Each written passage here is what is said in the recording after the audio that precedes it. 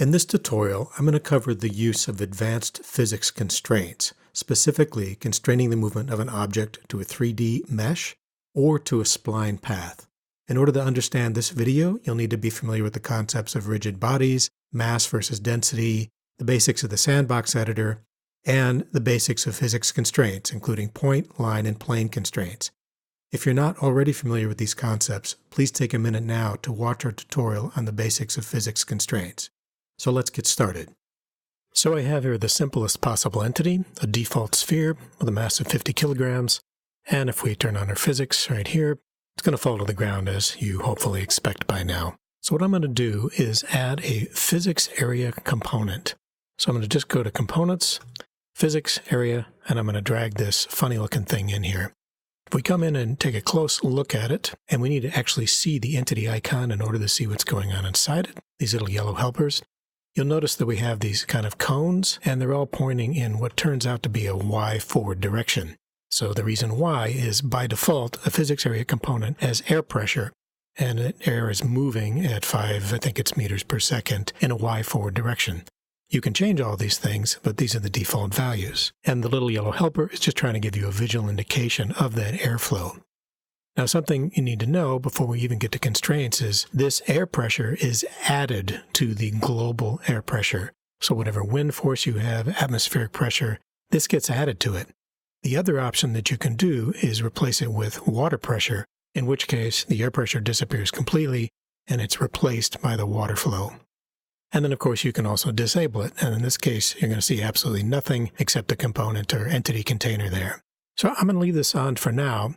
We're not doing anything in terms of constraints yet. I'm just going to move this up so the ball is contained inside it, circle around it, and make sure they're actually kind of inside each other. I'm going to increase the size of this thing to 2 meters in each direction. Probably should have done that first. Something like that. Now, there's nothing special about this, except there's a little bit of extra wind in a Y positive direction. So if I turn on my physics, the ball is going to fall right through it. So I am by no means constraining the movement of the ball with this physics area component so far. I've just essentially created a little wind area. But there's a lot more that these physics area components can do. So one of the first things I'm going to do is customize the gravity. If I turn on this checkbox, Custom Gravity, and I leave the default values of 0 and then turn on my physics, the ball is just going to float. It's going to go nowhere because inside that physics area, gravity is non-existent. I have set it to 0. Now, I'm not constraining the movement of the ball. It's free to float, or I can take my pull physics tool, which is what I'm using right now, and pull on it. And once it drifts to the boundary of this box, regular gravity is going to take over and it's going to fall to the ground. So far, so good. I can customize gravity, I can supplement the atmospheric pressure and add my own little custom wind, and I can replace it with water flow. None of this has anything to do with constraining the movement. I'm just pointing out some of the properties of this particular physics area component because they're pretty useful. So in order to use it as a constraint, I need to think in terms of this actual box that's implied by these little helpers. If I turn this off, they're going to disappear, and that makes it really, really hard to see the boundaries of the sort of pseudo mesh that I've got going on there. Well, the secret to getting around that problem is simply enabling my proxies, which is this button right here. If you don't see it, right-click on your toolbars, turn on your view modes, and there it is. So now there's my box, and that's going to become the surface area to which I want to constrain the movement of the ball. In other words, the ball's not going to move around freely inside this box. It's going to glue itself to the surface of the box, any of the surfaces, and it will only move along the surface. You can kind of think of it as an insect crawling along the surface of the box, like their wall, ceiling, and floor. So here's how we do it. You can choose any of these meshes. Don't choose spline, we'll get to that later, but you can use these primitives, and you can also load a CGF file and use any piece of geometry as a surface constraint. So the first thing we need to do is go back to the moving entity, which is the ball in this case, and I need to add a plane constraint. You should already be familiar with these three, but why plane constraint? Remember that I said that we're going to constrain the movement of the object to the surface of the mesh. The ball is only going to move along the surface and not in the middle of the mesh. Now, if you take a look at the yellow helper for the plane constraint, you already know that what this does is limit the movement of this object to, in this case, the horizontal axis. But that's not exactly what we're going to do. What's going to happen is the ball is going to auto-rotate, so this plane constraint is parallel to whatever surface it's glued to at the moment. So the plane constraint isn't going to be locked down, it's actually going to be spinning. it's easier to see than to explain, so let's just continue on. The next thing I need to do is link the moving entity to this physics area component. And before I do that, I'm going to go ahead and name it for reasons that you'll see, and also just for reasons of clarity, constraint box. I'm going to take my ball, I'm going to click on my entity link picker right here, and I'm going to click on the helper for my constraint box. This green line tells me I've got a link between the two of them now. More importantly, I have a link name, and that's right here. Now, one little gotcha where people tend to get lost or make a mistake, it's really easy to forget to turn off the object picker. And that means that everywhere you click, the entity picker is trying to pick other objects to link to, and you get really messed up. So you got to make a habit of, after using this pick tool, to turn off the object picker before you continue. So now I've got my link. What's the big deal? Well, the big deal is this entity link name. I need to use it on the plane constraint as what's called the helper link name. And I'm not going to use this one right here. I'm going to use this one. I can just copy and paste it. You can also name it anything you like. It doesn't have to have the name of the entity to which it's linked. I could call it constraint box link or whatever you like. The important thing is, don't try and type it again. Save yourself a possibility of mistakes. Copy it, come down to the plane constraint components, helper link name, and paste over that default name. So now I truly have a connection. I have constrained the movement of this object to this surface, and we're ready for a test. So I'm going to save, turn on my physics, and what's going to happen is the ball is going to jump to the nearest surface point. And if I take my pull physics tool and drag it around, you're going to see that the ball is only going to move along the surface of the cube. To make it even easier to see, I'm actually going to select the ball first so that you can see how the plane constraint is spinning. Now, so I don't have to fight with this pull physics tool, and because I want to be able to rotate around this cube so you can see what's happening while the ball's moving, I'm going to make the ball move itself. The simple little flow graph script, it looks like this. And now if I turn on my physics and you watch this ball move, you'll see that the plane constraint is going to rotate itself when it hits another surface. And you can see the normal, which is that yellow line perpendicular to the plane constraint, which gives you a clear indication of how it's moving, which direction it's pointing in. I'm just going to rotate my camera around this physics area component as the ball is moving to try and make it clear to you that the ball is just constrained to the surface of the object. It's never going to move through it. It's a little hard to tell unless you're sort of continually moving your camera. So that's a surface constraint, and those are all the steps. We have our physicalized object, we had a plane constraint, we linked the ball to the physics area component, we use the name of the link as the helper link name for the plane constraint, and then we just choose what kind of shape we want to move along in the physics area component. So let's try some other object types. I'm going to select my physics area component once again, and I'm just going to change the area type from box to sphere. I'm going to move it up a bit so it contains it, maybe make it a bit bigger on the radius. Go ahead and save. I'm going to keep this selected.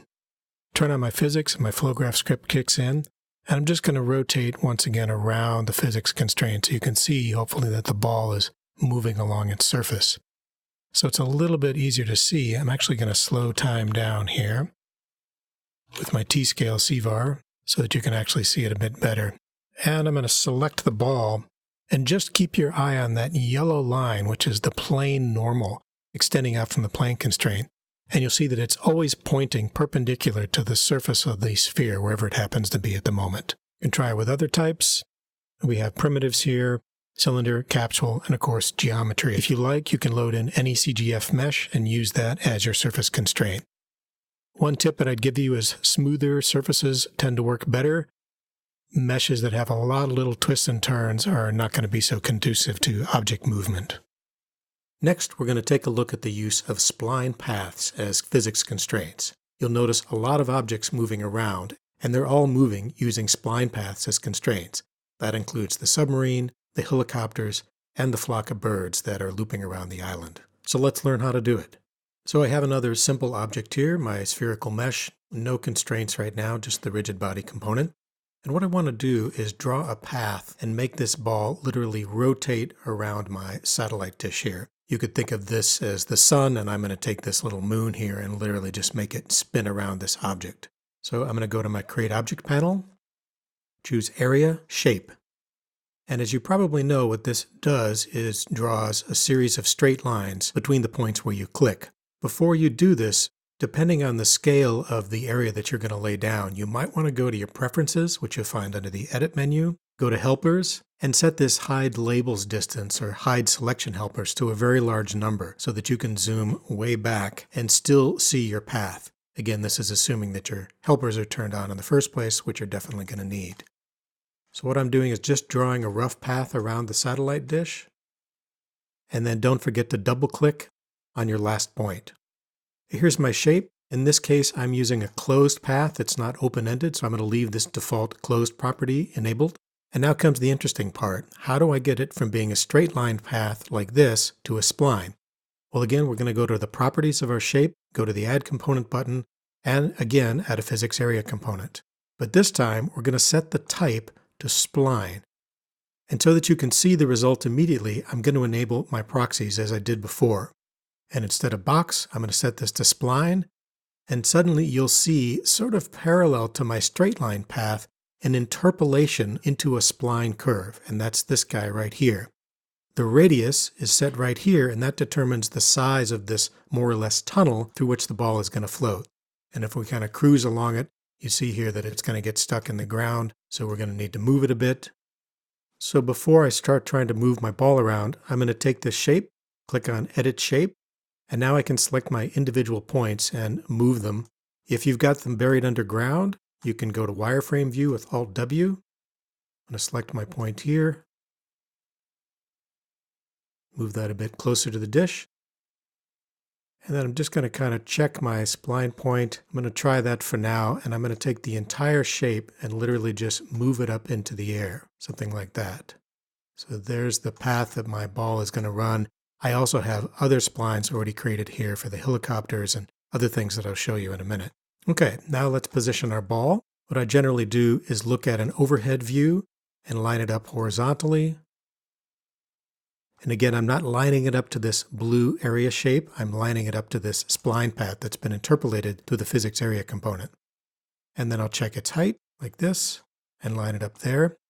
Now the truth is, if your object isn't close to this spline path in the first place, what's going to happen as soon as we start is it's going to try and pull itself over into here, which may not be desirable because it's possible that it could collide with other entities or get stuck and not be able to get into that tunnel in the first place. And now we need to link our movable entity to the actual spline path. So just like we did with constraining objects to 3D meshes, we're going to add a component, but this time we have to use a line constraint.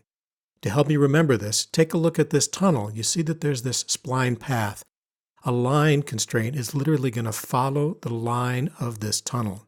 So in other words, a spline path is a generalization of a line constraint. So I click on my line constraint. If I go to Wireframe View and hide my proxies temporarily, if you go in very closely, you'll see my default constraint, which is on the vertical axis.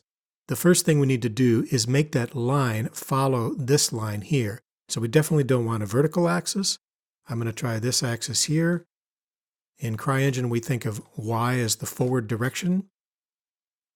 And just so I can see the line constraint more easily, I'm going to extend it like this. And now we can actually see which way the line is. We want to make that more or less parallel to the line constraint. Now we're getting close. Now we need to link it. So again, we'll use the entity linker. Click on the pick button. Click on the actual blue line shape. Don't forget to close the pick object tool. Then we need to take this link name and use it as the helper for the line constraint. Again, you can rename this link name if you prefer. I'm going to call it shape ball path, and I'm going to select the whole thing and copy it so I can't mess it up. And I'm going to come down here to helper link name, and I'm going to paste it in there. That's the crucial link between these two things. Now let's see how it works. We turn on physics, and you'll see the ball adjusts its position slightly, and now it is actually following the line. If I have my helpers on and I select the ball, you can see that the line constraint is rotating the entity so it stays with it. And what's happening right now is just the wind is pushing it, or it's possible that my points are at slightly different heights, and so gravity is just pushing it along. If you want to test it in a more interesting way, you can grab your pull physics tool and literally try and drag it, and you'll see that I cannot drag it up or down. I can only literally drag it along the shape path that I've created. So now my object is completely free to move inside there. And of course, if I want to, I can make a sort of a roller coaster, come in and edit this spline, move the points up and down freely. Now to make things more interesting so I don't have to drag the ball by myself, I'm going to come back to my shape here and I'm going to give it a force. I'm going to tell it to use air pressure inside and to actually move the ball along at a pretty good velocity on the y-axis. Now here's an important setting. Right now, the y-axis of this ball faces this way, but that means a positive force on this spline path is only going to push it in that direction, in a y-forward direction. So depending on how the ball twists and turns, the ball may come to a stop because the force is no longer going in the correct direction. In other words, if I essentially want to put water in this pipe and I want to constantly push from behind the ball and move it, I need to come to the properties of the physics area component. I need to turn off uniform. Now let's watch what happens. I'm going to go to full screen and Control P to turn on my physics. And what you should see is the ball just takes off and will circle the satellite dish very nicely in a continuous loop. So that's a fairly simple use case. Now let's create something a little more complex. So what I want to do with my line constraint is to have this animated helicopter, which is a CGA animated mesh, spin around this island as if on patrol. So what I've done is used my area shape again, and I've drawn a shape and called it Path Helicopter Perimeter, and it literally just circles the perimeter of the island. Then what I've done is bring in an animated mesh, which is a CGA, and this is from the Game SDK assets. While this isn't a Game SDK build, all I did was take these pack files from Game SDK and drag them into my project in my assets folder. I've set up a default animation right here, which is just the rotors spinning as if the helicopter is in motion. I have a rigid body component. And then, in order to constrain it to my path, I've added my line constraint component. I've set it up on the y-axis so it's parallel to my tunnel or my area physics spline. I've positioned my helicopter so it's close to the spline. And you can test this just by turning on your physics and seeing how much it moves at the beginning when physics is enabled. If it moves a significant distance, then just reposition it until the movement is minimized. I've linked the helicopter to this path. And then finally, I've taken the link name and used it as the helper link name for the line constraint. The other values I've left at the defaults. And then on my spline component, I've done the same thing that I did with the ball orbiting the satellite dish. I've set the type of buoyancy to air, and I've set a flow force on the y-axis, and I've turned off uniform. Now, I don't know if you've noticed it yet, but when you add a physics area component and set the type to spline, the default radius of this spline, or this tunnel, is 1 meter. So when I turn on my physics and try and test this, you can see that this helicopter, which is quite large, is trying to follow this spline path. And what's going to happen is it's just going to sit there. You can see it's sort of struggling, trying to move, sort of drifting from its position, but it's not able to move forward. And you might guess that the reason is this spline is not just a path for it to follow, it's effectively a tunnel. And that means the radius of this spline has to be big enough to accommodate the entire mesh, or more specifically, the proxy. And you can see in that case, that includes the diameter of the rotors. So what I'm going to do is make the radius of my spline considerably bigger, about 15 meters. And if we come back and take a look down the barrel of the tunnel, you can see that it gives us plenty of room for the helicopter to navigate this tunnel. Don't forget that the tighter your turns are, the bigger the diameter of your spline is going to need to be. So I'm going to position my default camera behind this. I'm going to enable my physics with Control P, and let's just follow along and see what happens.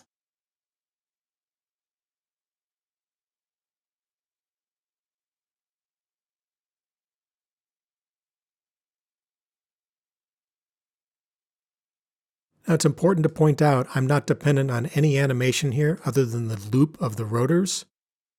The helicopter is being moved by the force that's assigned to the spline physics area component. So if I want to adjust the speed of the helicopter, that's the property that I change.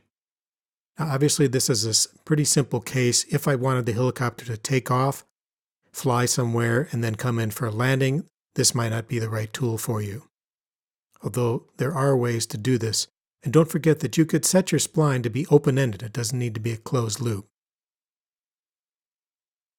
You may have noticed that it looked like the helicopter kind of hit a little bit of turbulence. It sort of spun around the spline point. And this is a common problem where we have this sort of barrel roll effect. So there are a couple of ways to deal with this. Normally on a line constraint, this minimum and maximum limit determine how far an object can slide parallel to the line constraint. But when your line constraint is linked to a spline path, that's not what it does at all. It actually controls how much the object can spin around the line constraint axis itself. So that's where our barrel roll effect can be controlled a bit. However, after a lot of testing, I've noticed that this isn't always enough. And I also want to point out that in CRYENGINE 5.6.4, these units are not degrees, they're radians. And I do know that that's being changed to degrees after 5.6.4. So you can experiment with changing these values. Our physics programmer has recommended putting this in because it also seems to affect how freely the object can navigate these turns. This will depend on your specific path, how big your object is, and how tight the turns are, and possibly how fast the object is moving. What I'm going to do to try and control the barrel roll is to add a point constraint component. Now normally this would freeze the object so it isn't able to move from this spot at all. So the first thing I'm going to do on my point constraint component is come in and turn on free position. That means that the object is free to move around in 3D space. The next thing I need to do is set my minimum and max angle to 360 degrees so it has complete range of movement on there. And what's going to control the barrel roll effect, the twist, is this maximum YZ angle. And I'm going to set this to quite a small number to minimize the effect of the helicopter twisting in a direction that doesn't look realistic. Make sure that it's active.